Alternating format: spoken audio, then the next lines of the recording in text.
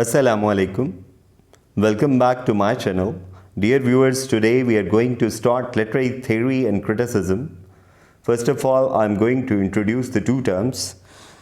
Literary criticism is the art or practice of judging and commenting on the qualities and character of a literary work. ये किसी अदबी fun पारे को जांचने या परखने का फन है. Literary theory or literary studies is the study, evaluation and interpretation of literature. इसका काम भी अदब को जांचना ही है. It is often influenced by literary theory. और literary theory क्या है कि it is the philosophical discussion of literature's goals and methods.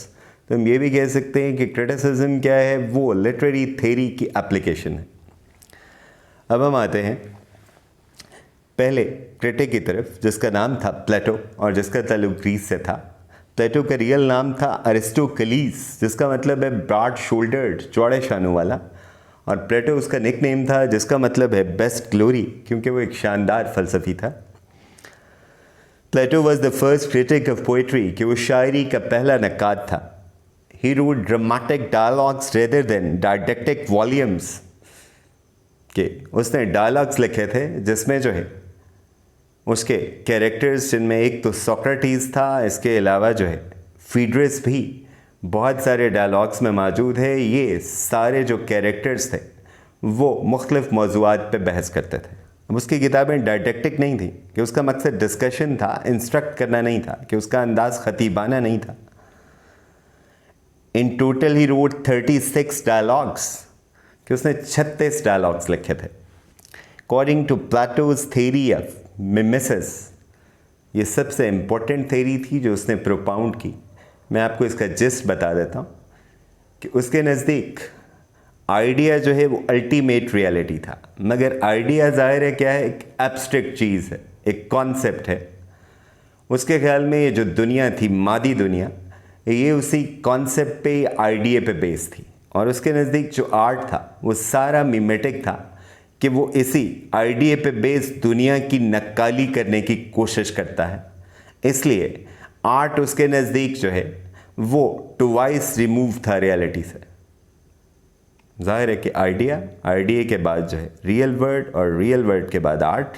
इसलिए उसने कहा कि ये क्या है, ट्वाइस रिमूव फ्रॉम रियलिटी. और इसीलिए उसने पोइट्री को क्रिटिसाइज़ किया, क्योंकि इसके नज़दीक इट डिस्टोर्ट्स रियलिटी, कि ये जो है हकीकत की सही अक्कास नहीं थी. Plato disapproves of poetry because it is immoral, and as a philosopher he disapproves it because it is based on falsehood. कि मॉरलिस्ट की हैसियत से वो पोइट्री को इसलिए रद्द करता है क्योंकि पोइट्री उसके नज़दीक प्रोमोट्स अनडिज़ायरेबल पैशंस, के नापसंदीदा जज्बात उभारती है. और फिलोसफर की हैसियत से इसलिए रिजेक्ट करता है क्योंकि उसके नज़दीक पोइट्री जो है वो फॉल्सहुड पर मबनी है, या झूठ पर मबनी है. And it doesn't provide true knowledge, और ये आपको सही इल्म मुहैया नहीं करती. According to Plato, philosophy is better than poetry because philosophers deals with ideal truth, whereas poet deals with what happens to him, that is illusion. उसके नज़दीक फ़िलासफ़र बेहतर हैं क्योंकि वो सच से डील करते हैं, और ये इल्यूजन से, क्योंकि ये इस लाइफ को इमिटेट करते हैं जो ऑलरेडी जो है आइडिया की कॉपी है. अब हम आते हैं नेक्स्ट स्लाइड की तरफ. फिर वही बात, इसलिए उसने कहा कि फ़िलासफ़ी बेहतर परसूट है शायरी की निस्बत. और उसने पोइट्री को अभी 3 ग्राउंड्स की हमने बात की है, इसी बुनियाद पर रद्द किया था कि तालीम के हवाले से क्या है कि ये जो है सही या रियल नॉलेज प्रोवाइड नहीं करती, ये जो है फॉल्सहुड पे मबनी है, जबकि फ़लसफ़ा क्या है वो सच पे मबनी है या आइडियल ट्रूथ पे मबनी है. और मॉरल पॉइंट ऑफ व्यू से भी ये, क्योंकि ये अनडिज़ायरेबल जो है इमोशंस को प्रमोट करती है, इसलिए ये मॉरली भी रॉन्ग है. In his theory of mimesis, he gave an example of a carpenter and chair. वैसे मैंने आपको बता दिया, आपको समझ भी आ गई होगी. उसने भी यही मिसाल पेश की कि मिसाल के तौर पे चेयर क्या है, वो एक आइडिया की शक्ल में पहले ही कारपेंटर के दिमाग में मौजूद थी. कारपेंटर ने क्या किया, लकड़ी ली और उसके इस्तेमाल से एक चेयर बना दी. अब जो पेंटर इस चेयर को पेंट करेगा तो किस चेयर को पेंट कर रहा है, जो कारपेंटर ने बनाई है। इसका मतलब है उसकी जो है पेंट की गई चेयर जो है असल चेयर से ट्वाइस रिमूव्ड है। तो इस मिसाल से उसने ये समझाने की कोशिश की थी कि सारा आर्ट क्या है, वो मिमेटिक है और वो जो है सुपरफिशियल रियलिटी को कैप्चर करता है, इसलिए it is twice removed from reality. According to Plato, poets are breeders of falsehood and poetry is mother of lies. उसने कहा शायर सारे झूठे हैं और शायरी जो है वो झूठ का पलंदा है। अब हम आते हैं नेक्स्ट स्लाइड की तरफ। He distinguished between mimesis and digesis कह लें या digesis कह लें। इसके स्पेलिंग यहाँ पे गलत लिखे हुए हैं, DIEGESIS। अब इसमें फ़र्क क्या था कि मिमेसिस क्या है, वो ड्रामेटिक इन नेचर है, जबकि डाइजेसिस क्या है, वो नैरेटिव है या प्रोजेक कह लें इस सेंस में।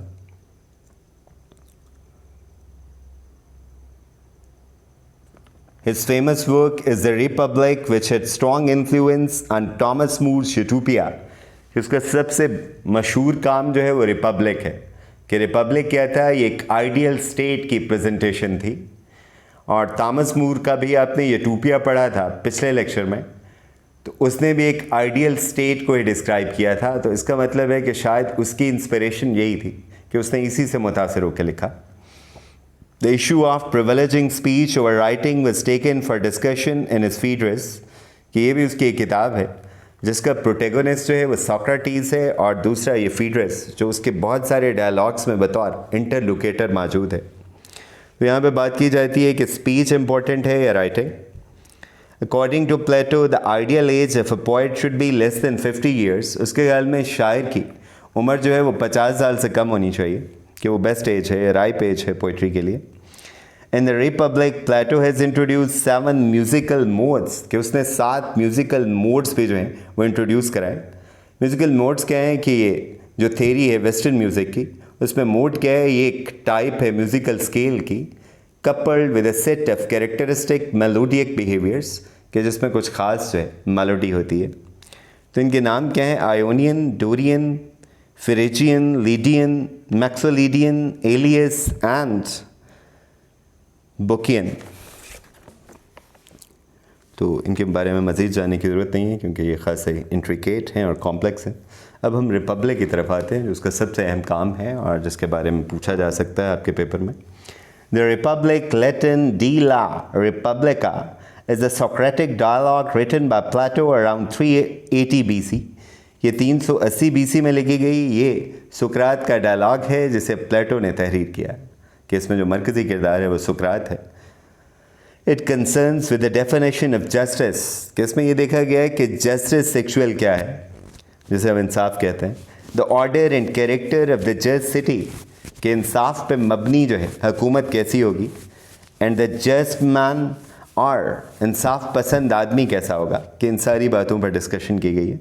For this reason ancient readers use the name on justice as an alternative title, कि रिपब्लिक का जो दूसरा या मुतबादिल टाइटल है वो ऑन जस्टिस भी था, क्योंकि इसमें बुनियादी डिस्कशन क्या है वो इंसाफ के बारे में। It's prove to be the most influential works of philosophy and political theory, कि फ़लसफ़े और सियासी थेरी का सबसे अहम तरीन काम है, बल्कि ये उनकी बेसिस है या फाउंडेशन है। And it's Socrates along with various Athenian and foreigners discusses the meaning of justice and examine whether or not the just man is happier than the unjust man, कि वो जो है बहुत सारे एथेनियंस भी हैं और कुछ फॉरेनर्स भी हैं, उनके साथ ये डिस्कशन चल रही है कि जस्टिस का मतलब क्या है और क्या एक इंसाफ पसंद आदमी जो है एक गैर इंसाफ पसंद आदमी से ज़्यादा खुश रहता है, कि क्या इंसाफ जो है वो खुशी का बायस है। By considering a series of different cities coming into existence in speech culminating in a city, Callipolis या कैलिपोलिस, कि वो मतलब बताते हैं कि ऐसे ऐसे ऐसे फिर एक स्टेट वजूद में आएगी जिसका नाम क्या होगा, कैलिपोलिस। ये ज़ाहिर है क्या होगा कि एक यूटोपियन सिटी होगा जिसे जो है फ़िलासफ़र किंग्स रूल करेंगे, कि वो बादशाह भी होंगे, उनके पास पार भी होगी और वो जो है फ़लसफ़ी भी होंगे, क्योंकि वो विज़डम को जो है वो लाइक करेंगे। उसके बाद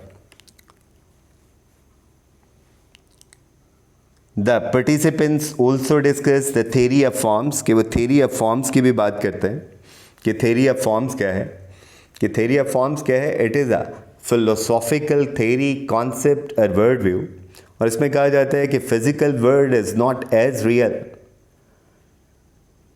are true as timeless, absolute, unchangeable ideas. मतलब ये क्या आइडियाज़ क्या हैं, वो अल्टीमेट रियलिटी हैं, और ये जो फिजिकल वर्ल्ड है ये उसकी कॉपी है। उसके बाद हम आते हैं इमॉर्टेलिटी ऑफ सोल की तरफ, कि ये है कि ये कहा गया कि सोल क्या है, वो एसेंस है हमारा और वो इमॉर्टल है। और उसके बाद rules of the philosophers and of poetry in society, तो हम पहले बता चुके हैं कि फ़िलासफ़र को आइडियलाइज करता है और पोइट को जो है वो अपनी आइडियल स्टेट से बैनिश करना चाहता है। It is written in 10 books, ये 10 किताबों पर मुश्तमिल है। Socrates defines democracy as a government of people who love rule and honor. उसके नज़दीक डेमोक्रेसी क्या है, वो बेहतर फॉर्म ऑफ गवर्नमेंट है। डेमोक्रेसी क्या है कि एक फॉर्म ऑफ गवर्नमेंट है in which rulers are motivated by ambition और लव ऑफ ऑनर।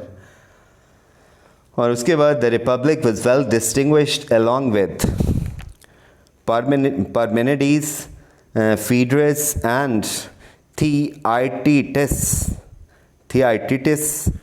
ये जो हैं इसके 3 मशहूर और किताबें हैं। ये जो पार्मेनिड्स है, इसमें ये पार्मेनिड्स फ़िलासफ़र जो है वो एक कैरेक्टर है।